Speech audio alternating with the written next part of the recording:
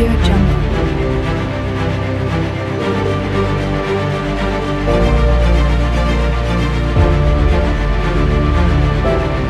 Audio Jungle.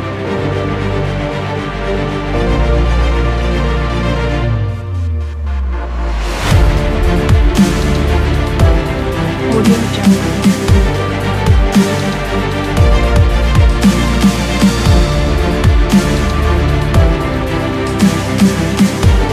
Audio Jungle. Audio Jungle. Audio Jungle.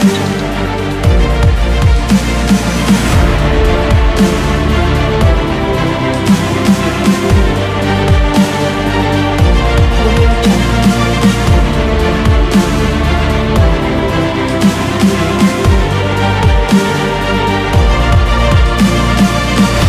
Jungle. Audio Jungle.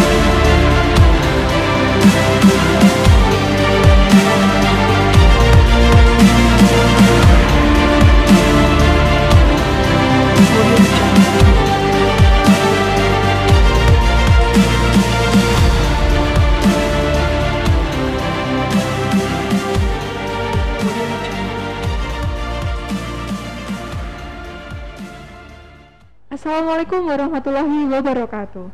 Hai sahabat Bawaslu, salam awas dan salam sehat untuk kita semua. Selamat datang di Pojok Pengawasan Bawaslu Sragen. Bersama saya Indah yang akan memandu pojok pengawasan kali ini. Pojok pengawasan kali ini akan mengambil tema potensi sengketa pada tahapan pencalonan. Nah, terkait tahapan pencalonan, tentu ada syarat yang harus dipenuhi oleh setiap calon, seperti lolos kualifikasi dan jumlah dukungan. Dalam pemenuhan persyaratan, tentu ada lika-liku yang akan dialami oleh setiap calon.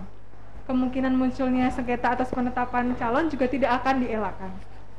Sebelum kita membahas mengenai potensi sengketa pada tahapan pencalonan, tentu kita harus mengetahui terlebih dahulu bagaimana teknis tahapan pencalonan itu sendiri. Oleh karena itu, telah hadir dalam pojok pengawasan Ketua Bawaslu Kabupaten Sragen, Bapak Dwi Budi Prasetyo SPLI, dan anggota Komisi Pemilihan Umum Kabupaten Sragen, Bapak Musin SPDI, yang akan menjelaskan mengenai teknis tahapan pencalonan dan potensi sengketa pada tahapan pencalonan. Untuk yang pertama akan dijelaskan oleh Bapak Muhsin SPDI selaku anggota Komisi Pemilihan Umum Kabupaten Sragen yang akan menjelaskan mengenai bagaimana teknis dari tahapan pencalonan itu sendiri. Selamat siang Bapak Muhsin. Selamat siang Mbak Indah. Iya, ini kan tadi udah dijelaskan nih Pak terkait tahapan pencalonan itu sendiri ya Pak dan Iya. potensinya. Lalu untuk teknis tahapan pencalonan sendiri itu seperti apa ya Pak? Bisa dijelaskan gitu? Oh iya Pak. Bismillahirrahmanirrahim. Assalamualaikum warahmatullahi wabarakatuh. Salam sejahtera untuk kita semua yang kami hormati Mas Budi, Ketua Bawaslu Kabupaten Sragen, Mbak Indah sebagai host ya. Dan sahabat-sahabat semua, sahabat Bawaslu dan rekan-rekan KPU mungkin di mana saja berada yang melihat acara ini. Puji syukur kita panjatkan kehadirat Allah Subhanahu wa taala pada kesempatan pagi hari ini, sore hari ini kita bisa menghadiri acara pojok pengawasan di Bawaslu Kabupaten Sragen. Senang sekali kami pada kesempatan sore hari ini bisa hadir. Karena apa? Karena perlu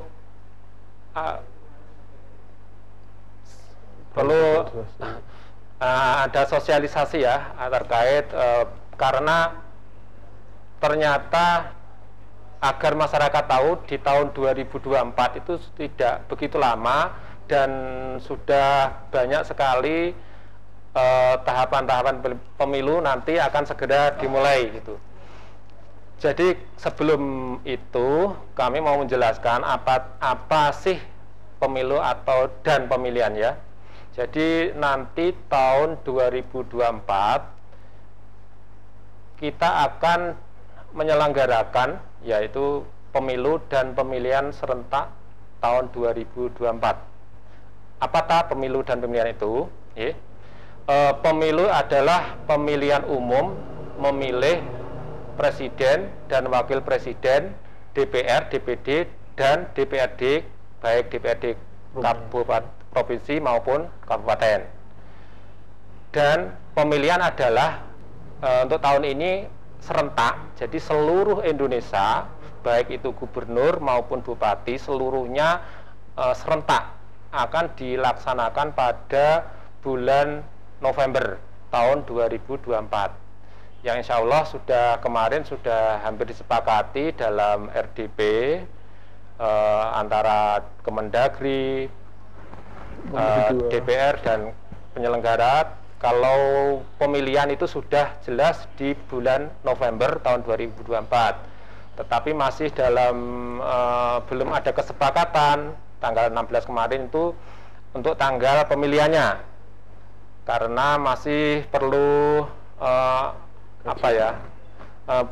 semua pihak, agar semua pihak bisa saling tahapan tanggal pemilu itu benar-benar semua pihak menerima gitu ya. Sebelumnya memang dalam konsinyering itu KPU mengusulkan itu di tanggal 21 Februari tahun 2024. Kenapa tanggal di bulan Februari? Karena agar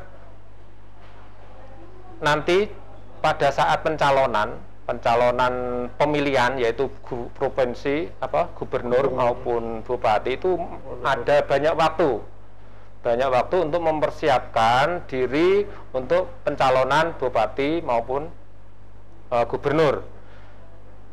Karena apa? Karena yang dipakai adalah hasil pemilu 2024. Jadi bukan hasil pemilu 2019 ya. Jadi nanti kalau dilaksanakan bulan Februari, insya Allah bulan Maret kan sudah rekapitulasi, sudah ditetapkan. Jadi ada waktu untuk mempersiapkan proses pencalonan, termasuk dari calon perseorangan. Calon perseorangan itu harus ada waktu juga. Tapi karena kondisi kemarin dengan EDP ya, itu belum ada kesempatan. Mudah-mudahan nanti benar-benar mendapatkan waktu terbaik untuk semua pihak, baik peserta pemilu, penyelenggara pemilu maupun pemerintah sendiri. Itu pemilu dan pemilihan ya, Mbak Indah. Iya. Selanjutnya tahapan-tahapan apa saja di pemilu dan pemilihan?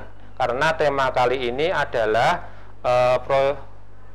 proyeksi sengketa pada tahapan pencalonan baik pemilu maupun pemilihan ya. Kalau di pemilu itu nanti ada tahapan-tahapan yang dinamakan pencalonan ya. Jadi ada proses juga. Jadi ada pendaftaran dan verifikasi peserta pemilu. Jadi peserta pemilu itu adalah partai politik. Itu nanti KPU harus ada pendaftaran. Di situ pendaftaran untuk peserta pemilu ya, partai politik. Terus di samping itu nanti ada pencalonan dari presiden dan wakil presiden, terus pencalonan DPR, pencalonan dari DPD perseorangan, dan pencalonan DPRD provinsi dan DPRD kabupaten. Itu nanti di pencalonan ya. Setelah itu juga ada nanti pemetaan daerah pemilihan, karena di Sragen itu kalau menurut Kirka ya, kalau menurut Kirka dari Dukcapil itu sudah penduduknya sudah 1 juta lebih. Itu menurut Kirka dari Dukcapil. Kalau menurut sensus penduduk memang belum ada 1 juta, tapi nanti kita melihat di 2022 apakah sudah ada 1 juta atau belum. Kalau ternyata sudah ada 1 juta, maka nanti di Kabupaten Sragen akan ada penambahan kursi, dan nanti akan ada pemetaan daerah pemilihan gitu ya. Baik, terus ya, saya selesaikan. Jadi diberi berapa waktu ini? Secukupnya. Kira-kira, Secukupnya. Jadi nggak lama kok. Iya. Gini aja. Baik. Yang selanjutnya adalah di tahapan pemilihan, karena nanti sudah jelas di bulan November, tanggalnya tanggal 27 November tahun 2024. Iya. Kemungkinan nanti pencalonannya ada di Agustus 2024. Jadi proses itu yang pendaftaran. Kalau prosesnya penyerahan syarat minimal dukungan untuk calon perseorangan itu sudah dimulai di sekitar bulan Februari itu sudah pengumuman untuk bagi calon perseorangan untuk mempersiapkan syarat minimal untuk bisa mendaftarkan di pemilihan bupati maupun wakil bupati. Jadi masih dalam, kalau nanti pemilunya di bulan April atau Mei, ya, kalau kemarin kan Kemendagri mengusulkan itu tanggal 4 April ya, atau 8 Mei, itu nanti kan dari tahapan pemilihan itu sudah memulai proses untuk calon perseorangan. Jadi ada irisan, ya, ada irisan antara pemilu dan pemilihan. Jadi nanti karena di anggaran pemilu dan pemilihan berbeda, mungkin ad hoc-nya juga bagaimana nanti menyesuaikan ya.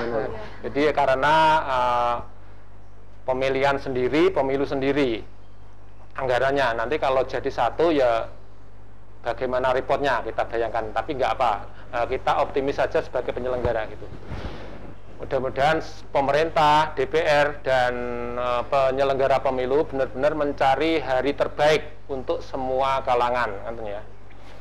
Baik, selanjutnya kita membahas terkait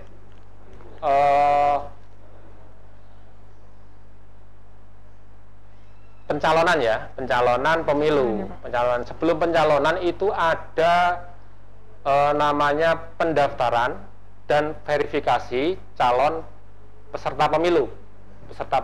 Ya. KPU sudah merumuskan draft PKPU terkait pendaftaran pemilu. Ya, kalau PKPU yang masih berlaku adalah PKPU 6 tahun 2018, tapi saat sekarang KPU RI sudah menyusun draftnya. Karena apa? Karena ada putusan Mahkamah Konstitusi nomor 55 tahun 2020 terkait partai politik yang telah lolos verifikasi pemilu 2019 dan lolos memenuhi ketentuan parliamentary threshold 4% ya, tetap diverifikasi secara administrasi, namun tidak diverifikasi secara faktual. Itu yang partai politik yang memenuhi ambang batas. Terus adapun yang partai politik yang tidak lolos memenuhi ketentuan parliamentary threshold 4%, partai politik yang hanya memiliki keterwakilan itu ada tipenya ya, ada yang mempunyai keterwakilan di tingkat DPRD provinsi maupun kabupaten, dan partai politik yang tidak memiliki itu sama dengan ketentuan yang berlaku terhadap partai baru. Semuanya diverifikasi secara administrasi dan faktual. Itu ya. Tahun 2019 kemarin ada 9 nggih, Mas Budi nggih. 9 partai politik yang ada di DPR RI ya. Jadi nanti 9 partai tersebut akan tetap diadakan verifikasi administrasi, tapi untuk verifikasi faktual tidak. Verifikasi faktual keanggotaan loh ya. Kalau verifikasi faktual kepengurusan itu mungkin ya juga ya, karena ada pengurus yang baru juga ya. Terus ada 7 partai politik yang tidak memenuhi ambang batas. Maka 7 partai tersebut harus nanti faktual. Nah, ada verifikasi administrasi dan verifikasi faktual. Untuk saat ini, ya, untuk saat ini KPU RI sudah membuat draft terkait pendaftaran dan verifikasi partai politik. Pendaftaran partai politik yang kalau menurut tahapan yang direncanakan KPU ini nanti akan dimulai di bulan Agustus tahun 2022. Tapi dalam draftnya KPU ini, rancangan PKPU mengatur mengenai pelaksanaan persiapan pendaftaran parpol, itu ada tambahan persiapan ya. Jadi ada persiapan pendaftaran partai politik sebelum pengumuman pendaftaran parpol. Kalau nanti pendaftarannya di bulan Agustus, maka KPU RI ini buat terobosan ada tahapan persiapan pendaftaran itu 120 hari sebelum hari pendaftaran partai politik. Nah, apa yang dilaksanakan partai politik pada saat persiapan pendaftaran? Ini adalah hal yang baru ya. Jadi peraturan ini nanti perlu dilakukan agar partai parpol ya, partai politik dapat menyiapkan dan memastikan kembali dokumen sehingga akan memudahkan dalam penggunaan sipol. Jadi nanti semua berkas dokumen itu dimasukkan ke dalam, di entry dan diupload di dalam sipol. Itu prosesnya di persiapan pendaftaran berupa persiapan pendaftaran di 120 hari itu tadi. Jadi perbedaannya antara pemilu 2019 dan pemilu 2024 itu di situ ya. Jadi kalau dulu pelaksanaan persiapan pendaftaran parpol pada pemilu belum ada pengaturan terkait persiapan, jadi langsung pendaftaran gitu. Jadi nanti ada persiapannya yang alhamdulillah ya dirancang KPU itu 120 hari agar partai politik benar-benar mempersiapkan syarat-syarat dan pada saat pendaftaran itu sudah siap, sudah masuk dalam sipol semua dan sudah siap untuk mendaftarkan di KPU. Okay. Yeah. Terus yang kedua, perbedaannya adalah partai politik nanti kan melakukan pengisian data dokumen melalui sipol. Sipol itu adalah sistem informasi partai politik. Jadi nanti sebagai alat bantu untuk peserta pemilu dan penyelenggara itu agar memudahkan proses pendaftaran, verifikasi dan pendaftaran partai politik. Ini KPU berupaya membuat nanti tahun 2024 itu prosesnya paperless. Jadi mengurangi penggunaan kertas ya, penggunaan kertas. Jadi nanti semua berkas itu di entry dan di scan, walaupun ada di pihak partai politik, tapi nanti yang dibawa pada saat pendaftaran itu hanya filenya dari sipol itu untuk proses pendaftaran di KPU sana. Jadi pada saat pendaftaran hanya membawa tanda terima dari KPU bahwa sudah memenuhi syarat persyaratan di sipol. Terus pada saat verifikasi pun nanti prosesnya juga pakai sipol. Jadi tidak perlu kertas lagi. Kita memverifikasi faktual itu hanya melihat dari sipol. Kita menyesuaikan antara KTP yang ada di sipol dan KTA termasuk surat pernyataan kepada KTP asli yang dimiliki oleh anggota partai politik tersebut. Terus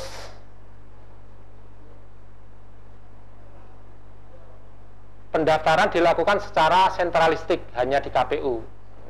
Jadi pendaftarannya hanya di KPU RI. Jadi di kabupaten itu hanya menerima ya. Jadi mengingat kejadian tersebut dilakukan usulan terobosan sebagai jadi KTP dan KTA atau surat keterangan dari anggota parpol serta jumlah rekap keanggotaannya harus diunggah langsung ke Sipol oleh parpol sehingga akan sama jumlah anggota parpol dan jumlah KTA atau KTP. Itu perbedaannya ya. Terus nanti tidak terdapat kegiatan klarifikasi atas dugaan keanggotaan ganda dan keanggotaan yang tidak memenuhi syarat di tahapan verifikasi administrasi. Jadi berdasarkan kajian alur kerja pendaftaran, verifikasi dan penetapan partai politik dengan menggunakan metode cost and benefits ya, itu analisis disimpulkan bahwa alur kerja pendaftaran, verifikasi dan penetapan partai politik yang dilaksanakan tanpa ada mekanisme klarifikasi keanggotaan dan pada tahapan verifikasi administrasi berisiko rendah. Jadi KPU itu memberikan nanti kebijakan KPU itu akan lebih mudah, lebih murah, lebih cepat, transparan dan akuntabel. Jadi diharapkan pada saat proses persiapan itu semua peserta partai politik, baik partai politik yang sudah masuk dalam parlemen ataupun partai yang tidak masuk ataupun partai yang baru ya, jadi bisa mempersiapkan diri dari sekarang untuk proses syarat-syarat yang harus dipenuhi pada saat nanti pendaftaran partai politik. Ya. Jadi tahapannya kapan gitu ya? Ini rencana KPU dalam draft PKPU, termasuk draft tahapan yang sudah dirancang. Ini tahapan baru draft ya, jadi belum ada ketetapan karena hari pemilunya juga belum ada. Baru draft. Di sini nanti kita itu di bulan April tahun 2022 itu sudah proses ya, jadi proses pengumuman persiapan pendaftaran. Jadi ada proses persiapan. Jadi di bulan April tanggal 2 sampai tanggal 4 itu sudah persiapan pendaftaran. Jadi kalau ini sudah di bulan Oktober, hampir Oktober ya, jadi tinggal setengah tahun lagi itu sudah ada proses persiapan pendaftaran. Terus persiapan pendaftarannya 120 hari dari bulan April sampai bulan Juli, Agustus ya.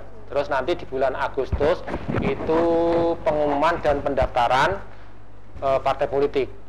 Terus di bulan Agustus September itu verifikasi administrasi, dan akhirnya di bulan Desember itu di akhir tahun 2022 itu sudah penetapan partai politik peserta pemilu dan pengundian nomor urut sekalian.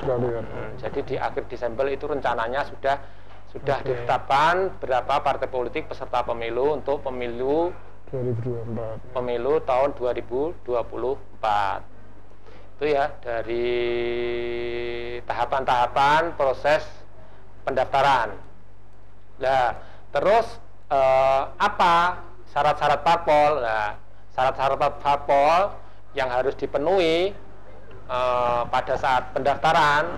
Jadi ada syarat-syaratnya, dan ini nanti bisa di persiapan itu tadi. Jadi ada proses entry dan upload di Silon.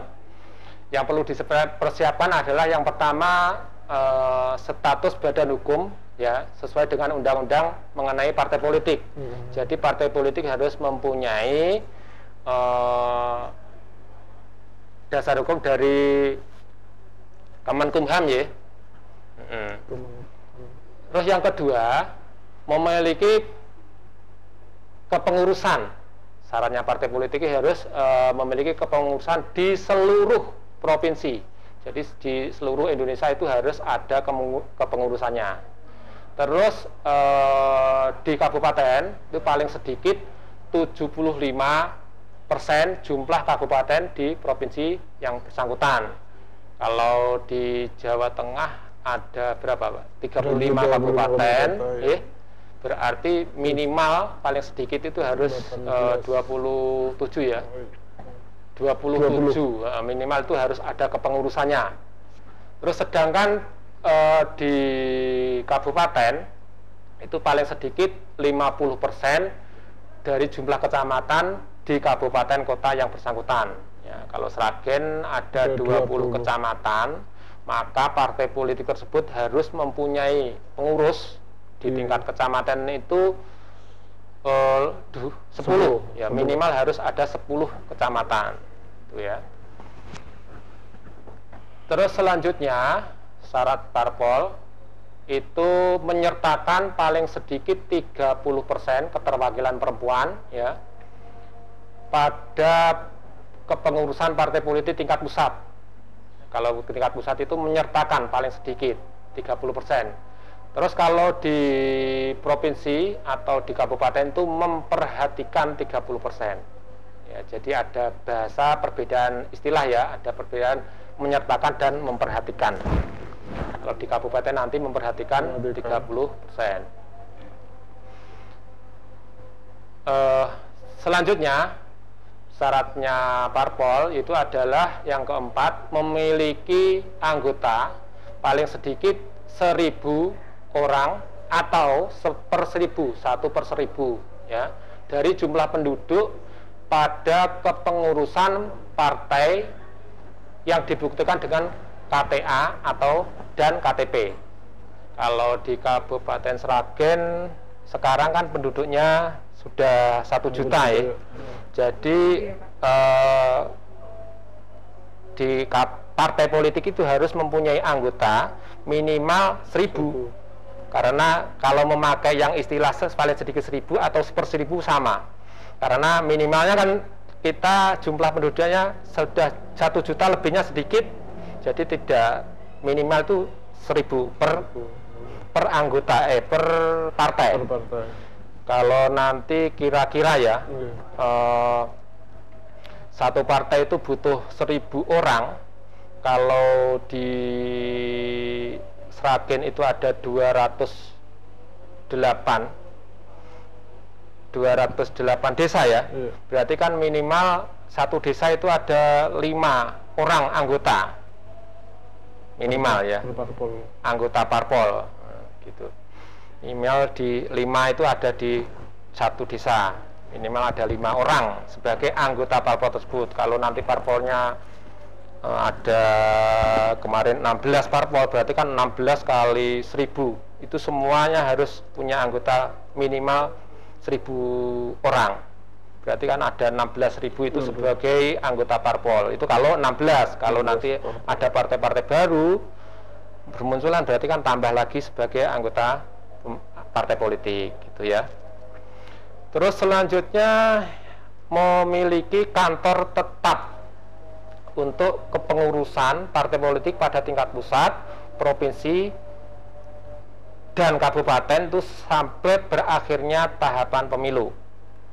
Harus ada kantornya untuk sekretariat ya di tingkat pusat, provinsi, dan kabupaten. Terus selanjutnya mengajukan nama, lambang, tanda gambar partai politik kepada KPU. Terus menyertakan nomor rekening ya partai politik tingkat pusat, provinsi, dan KPU dan kabupaten kota kepada KPU. Terus yang selanjutnya menyerahkan salinan AD dan ART partai politik. Itu syarat-syarat dari peserta partai pemilu ya. Jadi nanti peserta pemilihan syarat-syaratnya parpol itu. Jadi kami mengharapkan seluruh partai politik agar mempersiapkan. Jadi nanti insya Allah dalam waktu dekat ini KPU Sragen ya akan mengundang partai politik di tingkat Kabupaten Sragen untuk mensosialisasikan data parpol berkelanjutan. Jadi di KPU itu ada istilah ya. Kalau biasanya kan data pemilih berkelanjutan. Nah, di sini ada KPU itu membuat program data partai politik berkelanjutan. Jadi agar partai politik itu mengupdate terus syarat-syarat parpol itu biar semua siap pada saat pendaftaran nanti gitu ya. Jadi nanti insya Allah pada waktu dekat akan mengundang partai politik untuk kita mensosialisasikan hal tersebut itu ya. Jadi tinggal setengah tahun ini agar semua partai politik di tingkat kabupaten mempersiapkan syarat-syarat yang dibutuhkan untuk tingkat kabupaten gitu ya. Selanjutnya nanti dalam proses pencalonan itu kan tadi proses pendaftaran dan verifikasi partai politik. Selanjutnya ada nanti proses pencalonan calon legislatif ya, jadi calon legislatif. Ada DPRD kabupaten kota. Dan nanti ada DPR, DPRD provinsi dan DPRD kabupaten kota kalau di kabupaten. Dan ada proses calon perseorangan yaitu DPD ya, nanti ada di tingkat daerah provinsi itu nanti ada 4 calon ya. Jadi nanti harus mempersiapkan dukungan ya. Kalau syarat dukungan untuk calon DPD itu kan dalam Undang-Undang 7 itu kalau di Provinsi Jawa Tengah kan penduduknya DPT ya, DPT-nya itu sudah lebih dari 27 juta ya. Berarti nanti dalam ketentuannya lebih dari 15 juta, maka paling sedikit adalah 5.000 pemilih untuk calon dukungan ya, untuk calon anggota DPD. Terus selanjutnya untuk pencalonan pemilihan. Jadi nanti kan ada pemilihan serentak antara gubernur di seluruh Indonesia dan bupati wali kota seluruh Indonesia ya, yang insya Allah bulan Agustus ini proses pendaftaran. Nah, syarat-syaratnya apa itu kan ada di syarat pencalonan, minimal harus memiliki, kalau partai politik ya, kalau dari partai politik kan 20% kursi di DPR atau 25% dari akumulasi suara sah partai politik itu. Kalau di Sragen nanti masih 50 kursi, berarti kan berapa Mas Budi? Kalau kan 45 kursi sekarang, nanti kalau tambah 5 kursi kan harus 20% dari 50 kursi tersebut. Sekitar 10 kursi ya. Minimal 10 kursi yaitu untuk sebagai mencalonkan diri sebagai peserta pemilihan. Terus kalau calon perseorangan,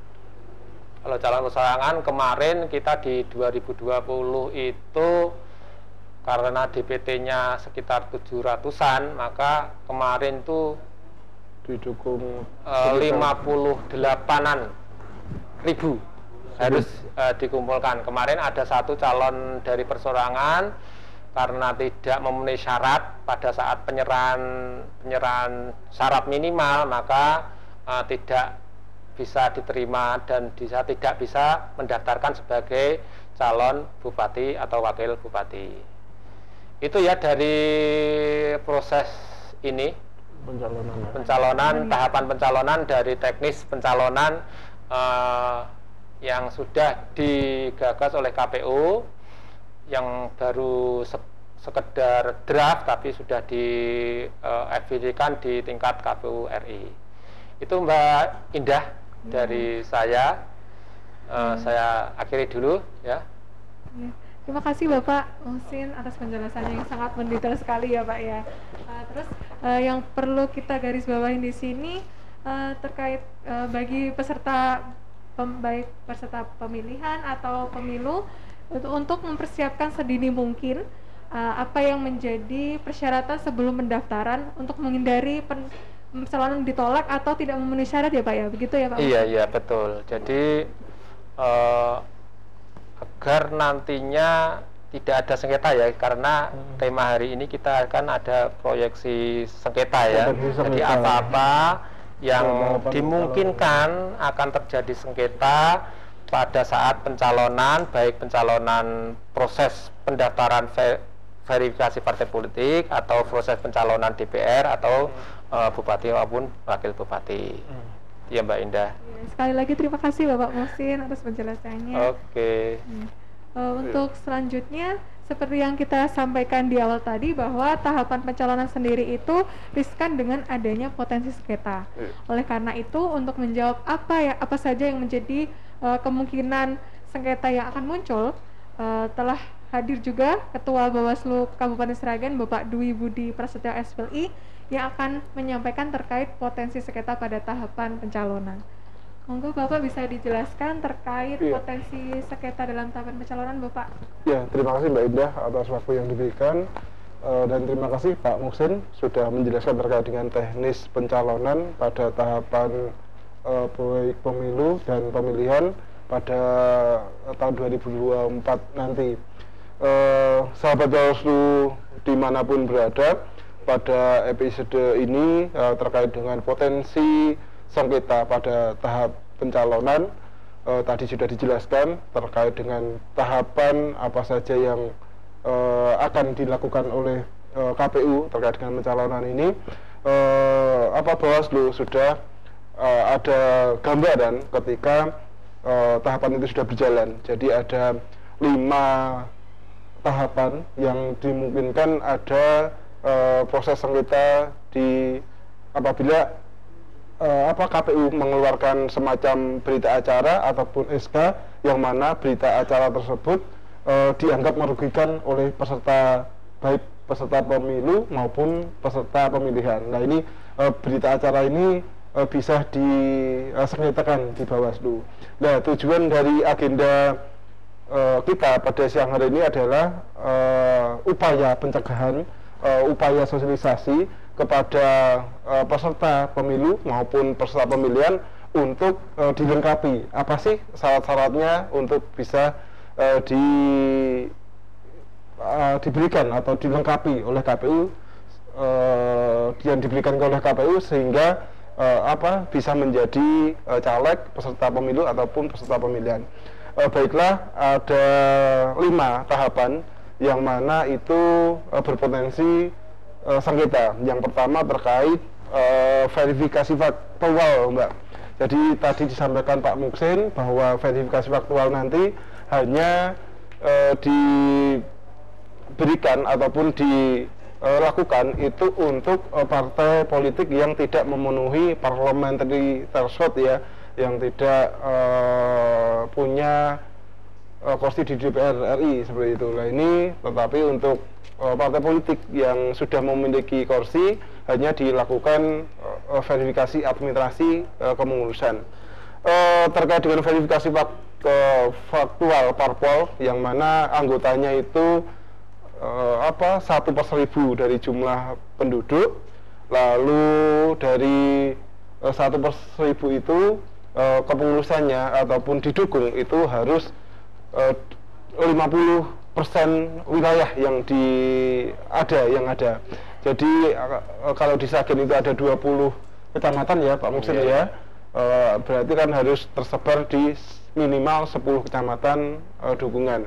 Nah, terkait dengan ini, ketika KPU itu melakukan verifikasi faktual yang mana terjun langsung ke lapangan ya Pak Muhsin ya, di situ pasti ada Bawaslu untuk mengawasi satu persatu seluruh tahapan yang ada di KPU. Ketika kegiatan verifikasi faktual sudah dilakukan, semuanya sudah didatangi satu persatu. Lalu ketika pada tahapan ini kan datanya memang dari KPU RI ya Pak ya, dari Iya. KPU Kabupaten Kota kan tinggal verifikasi lapangan saja. Nah ini nanti yang menentukan partai tersebut lolos sebagai peserta pemilu kan di KPU RI. Nah ini dari peserta pemilihan pemilu yang diverifikasi faktual itu oleh KPU RI di TMS-kan, maka bisa peserta pemilu tersebut mengajukan permohonan kepada Bawaslu untuk diselesaikan sengketanya, seperti itu Mbak. Jadi hasil-hasil verifikasi faktual ketika di lapangan itu nanti kan sebagai bukti bahwa katakanlah ada kasus di Kabupaten A, ternyata dukungannya tidak memenuhi syarat minimal ya Pak ya. Syarat minimal kan ada 1.000. Nah, ternyata di data di KPU RI ketika sudah dilaksanakan di kabupaten tersebut tidak ada sekian. Yeah. Padahal ketika di lapangan kan ada sudah memenuhi syarat 1.000 tersebut. Ketika ada kesalahan administrasi atau bagaimana, ketika muncul di KPU RI, kenapa kok tidak sampai 1.000? Maka inilah ada miss administrasi. Nah ini peserta pemilu tersebut bisa mengajukan permohonan sengketa ke Bawaslu untuk diselesaikan. Seperti itu Mbak, di verifikasi faktual partai politik. Lalu terkait dengan ini ada syarat ketentuan terkait dengan afirmasi perempuan ya Pak ya, yang mana kepengurusan di tingkat pusat itu harus 30% itu dari perempuan. Ya perempuan itu harus ada 30% di tingkat pusatnya kepengurusannya. Itu Mbak. Lalu di tahapan selanjutnya adalah tahapan pencalonan DPD, seperti yang disampaikan oleh Pak Muhsin tadi, bahwa DPD itu kan boleh apabila seseorang ingin mencalonkan diri sebagai calon perseorangan harus didukung oleh minimal berapa. Jadi ada 2 jalur Mbak, yang satu jalur partai politik, yang satu jalur perseorangan. Nah perseorangan ini harus didukung seperti yang disampaikan Pak Muhsin tadi, apabila penduduk di satu provinsi itu lebih dari 15 juta, berarti kan harus didukung minimal 5.000 orang, yang mana itu tersebar di 50% jumlah provinsi. Apabila di Jawa Tengah ini ada 35 kabupaten kota, berarti 50%-nya ada minim 18 lah, 18 kabupaten kota untuk didukung. 50% ya? Ya 50% dari jumlah kabupaten kota untuk ini kan. Ini potensi sengketanya sama juga Mbak. Jadi apabila calon perseorangan tersebut sudah merasa didukung oleh 5.000 orang, dan ketika sudah ini juga diverifikasi faktual Pak Muhsin ya. Jadi DPD ini juga diverifikasi faktual. Nanti verifikasinya faktualnya sampling, tidak semuanya 5.000 didatangi satu persatu Mbak. Nanti berapa persen dari 5.000 itu didatangi, apakah benar mendukung calon tersebut atau tidak. Nah ini ketika calon perseorangan yang sudah merasa didukung oleh 5.000 pendukung, KPU itu mengeluarkan semacam berita acara bahwa calon perseorangan tersebut ternyata tidak memenuhi syarat jumlah dukungan minimal. Nah itu katakanlah di berita acara KPU itu hanya 4.995, berarti kan kurang 5, itu terus di-TMS oleh KPU. Nah calon perseorangan tersebut bisa mengajukan penyelesaian sengketa di Bawaslu. Nah ini nanti bagaimana prosesnya nanti bisa ditindaklanjuti.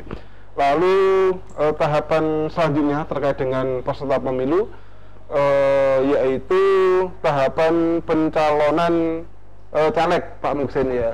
Jadi pencalekan itu kan ada syarat-syaratnya, minim berusia 21 tahun, lalu lulusan minimal itu kan SMA atau sederajat ya Mbak ya. Jadi bisa SMK, bisa MAN, bisa pondok, ataupun pakai C pun bisa untuk sebagai syarat pencalonan caleg. Lalu secara umum itu setia kepada NKRI, Pancasila, Bhinneka Tunggal Ika, Undang-Undang 1945 dan lain-lain. Lalu yang menjadi penting lagi yaitu tidak pernah dipidana penjara dengan ancaman hukuman selama minim 5 tahun. Ini juga merupakan syarat pencalonan. Lalu sehat jasmani, sehat rohani, lalu bebas narkoba. Bebas narkoba ini juga harus dimiliki oleh seseorang ingin mencalonkan diri. Lalu apabila yang mencaleg itu adalah kepala daerah Mbak, baik gubernur, wakil gubernur, bupati, wakil bupati, wali kota atau wakil wali kota ingin mencalekkan diri sebagai anggota DPR RI, DPRD RI provinsi ataupun DPRD kabupaten kota harus mengundurkan diri dari jabatan kepala daerah tersebut. Ini lalu ketika dia menjabat sebagai pengurus ataupun bekerja di BUMD, BUMN juga harus mengundurkan diri. Nah, terkait dengan syarat-syarat ini Mbak, syarat-syarat ini kan kalau di sisi dari penyelesaian sengketa, potensi sengketa yang ada yaitu ketika seseorang ataupun caleg itu sudah merasa melengkapi berkas-berkas tersebut, semuanya sudah komplit, dan ketika KPU itu mengeluarkan berita acara bahwa peserta tersebut TMS begitu, maka peserta pemilu tersebut bisa memohonkan penyelesaian sengketa di Bawaslu. Katakanlah ada kasus calegnya tersebut kurang surat bebas narkoba, apapun surat kesehatan jasmaninya kurang dan sehingga KPU men-TMS-kan. Yang peserta pemilihan itu sudah merasa mengirimkan berkas-berkas tersebut, ada buktinya, tetapi KPU itu men-TMS-kan. Nah, ini peserta tersebut bisa mohonkan penyelesaian sengketa di Bawaslu Kabupaten Kota, Bawaslu Provinsi, ataupun di Bawaslu RI apabila itu calonnya adalah DPR RI. Itu Mbak terkait dengan pencalonan caleg ya Mbak ya. Lalu syarat-syarat pencalonan, syarat-syarat calon itu tadi kan pencalonan, terus syarat calon Mbak, syarat calon untuk dicalonkan. Tadi kan saya sampaikan terkait dengan berita acara sebagai objek sengketa yang dimohonkan, yaitu harus ditandatangani hasil pleno KPU ya, KPU baik KPU kabupaten, KPU provinsi ataupun KPU RI apabila ini prosesnya di RI. Nah, ini ketika sudah ditandatangani oleh seluruh komisioner, ini adalah objek sengketa yang diajukan ke Bawaslu seperti itu. Itu Mbak terkait dengan potensi sengketa di 3 tahapan di pemilu. Sekarang kita masuk ke tahapan pemilihan karena di tahun 2024 kan setelah pemilu nanti selanjutnya dilanjutkan terkait dengan pemilihan gubernur, wakil gubernur, pemilihan wali kota, wakil wali kota, dan bupati, wakil bupati. Nah, ini ada 2 jalur Mbak untuk bisa menjadikan sebagai peserta pemilihan. Yang pertama adalah dari jalur independen. Independen itu adalah perseorangan, dan yang kedua adalah dari jalur partai politik. Jalur perseorangan ini seperti yang disampaikan Pak Muhsin tadi, yaitu minimal didukung oleh kalau di Kabupaten Sragen ini tadi DPT-nya 500 sampai 1 juta ya Pak, yang 2020 tadi. Nah ini harus didukung minimal 7,5% dari jumlah DPT. Nah ini harus menyerahkan ini Mbak, menyerahkan syarat yaitu fotokopi KTP sama surat pernyataan bahwa mendukung salah satu calon tersebut. Nah ini untuk dari jalur perseorangan. Lalu jalur kedua yaitu partai politik, seperti yang disampaikan Pak Muhsin tadi, yaitu 20% dari jumlah kursi di DPRD kabupaten kota. Nah ini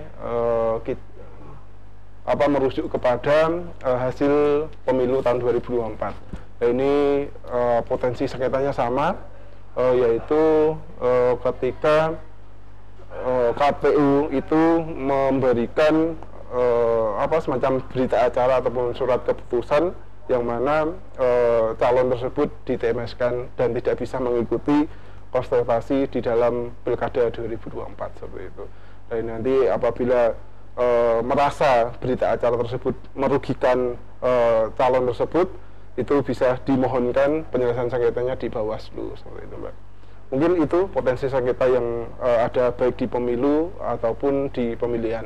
Secara singkat seperti itu Mbak. Ya.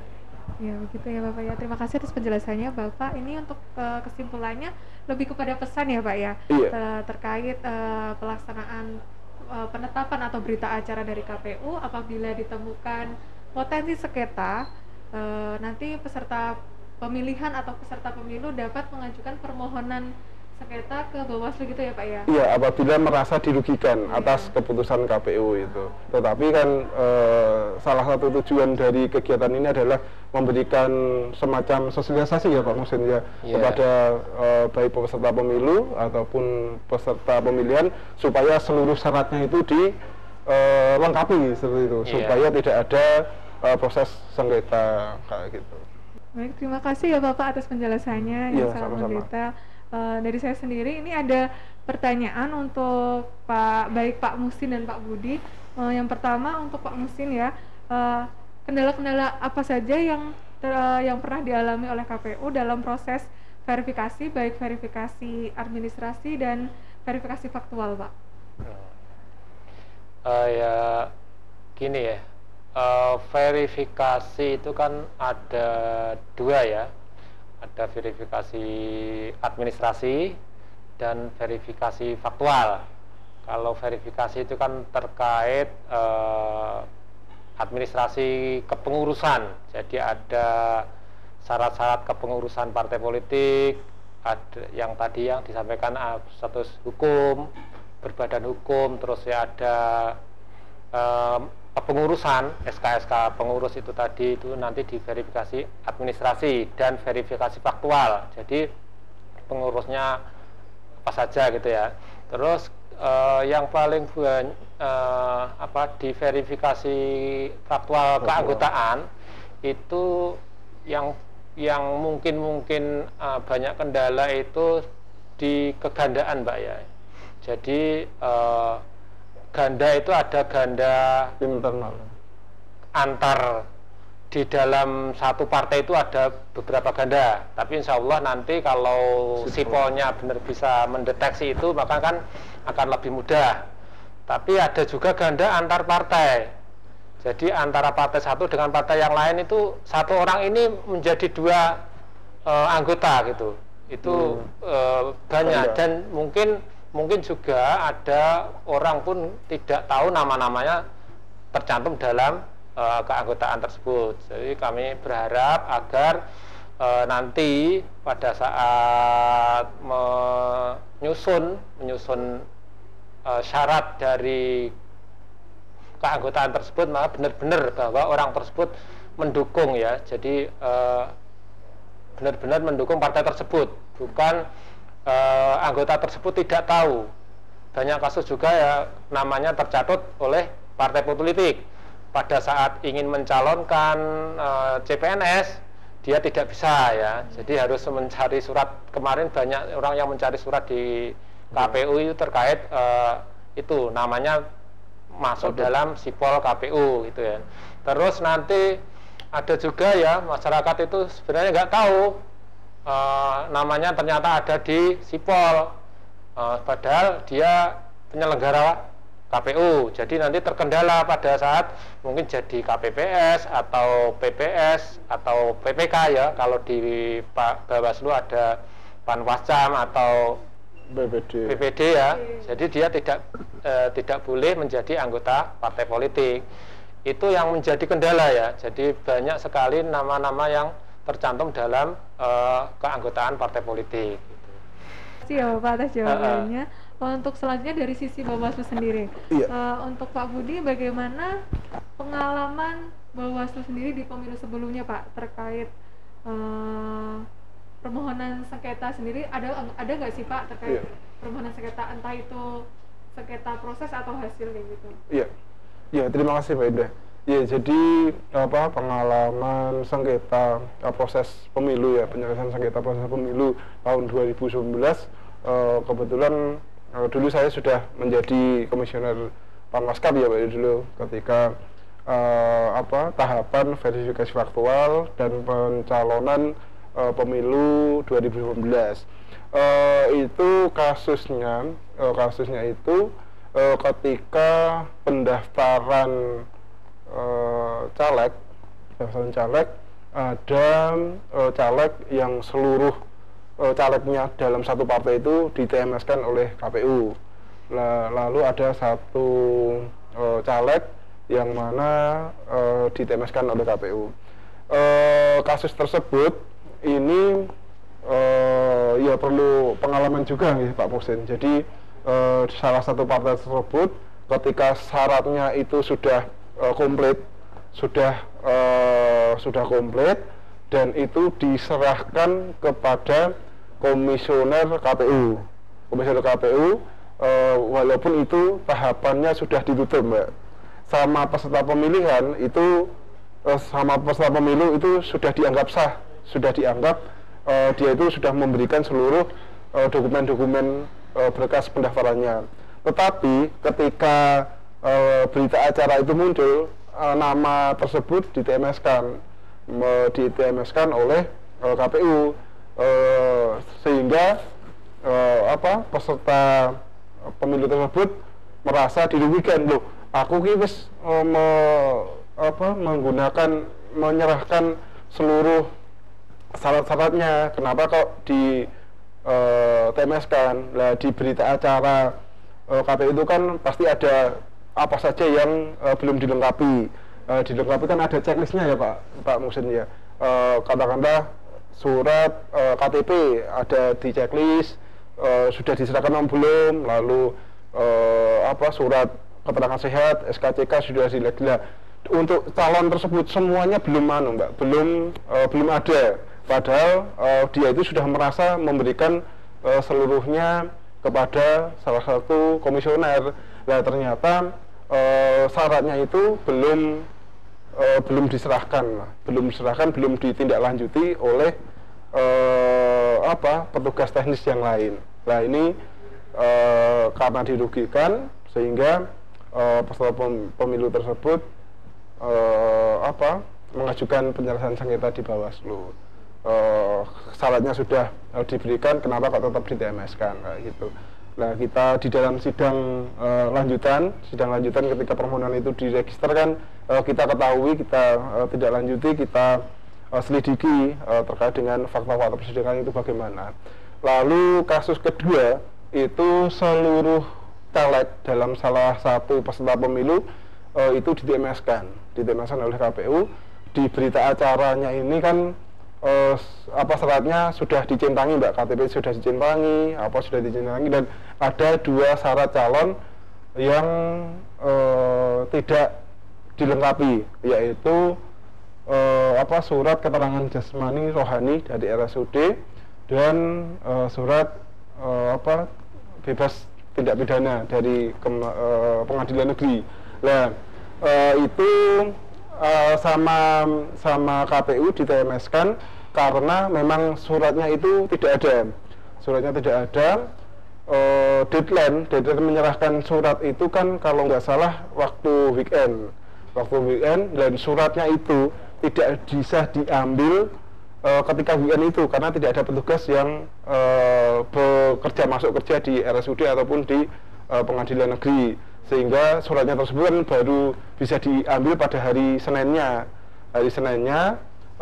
Ketika hari Seninnya itu sudah diambil dan diserahkan kepada KPU sudah nutup bahwa pendaftaran penyerahan berkas sudah ditutup ininya.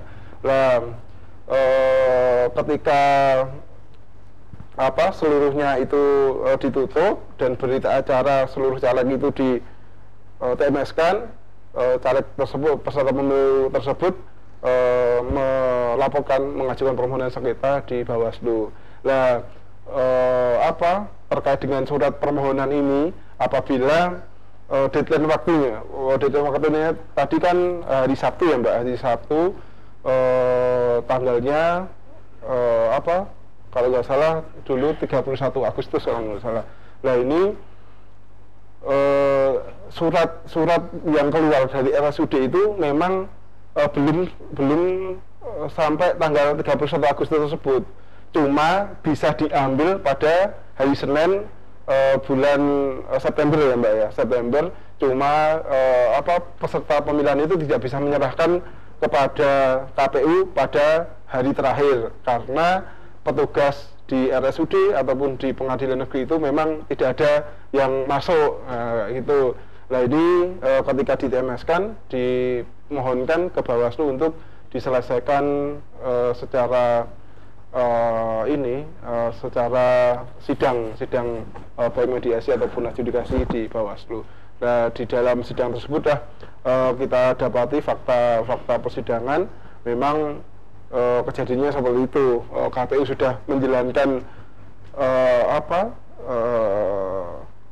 pekerjaannya sesuai dengan regulasi. Kejadian-kejadian di lapangan inilah yang di luar dugaan kita ya Pak Muhsin ya, di luar dugaan kita bahwa KPU sudah on the track, sudah menjalankan tugas sesuai dengan ininya. Ternyata kasus-kasus dilakukan seperti inilah sehingga ada peserta pemilu yang merasa dirugikan.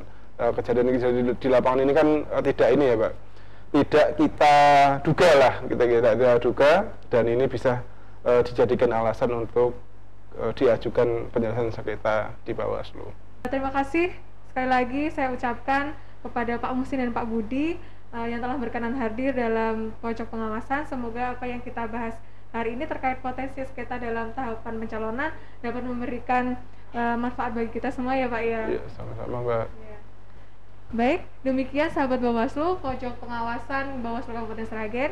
Saya Indah dan tim yang bertugas dalam pojok pengawasan mengucapkan banyak terima kasih. Kami mohon undur diri bersama rakyat awasi pemilu, bersama Bawaslu tegakkan keadilan pemilu. Wassalamualaikum warahmatullahi wabarakatuh. Waalaikumsalam warahmatullahi wabarakatuh.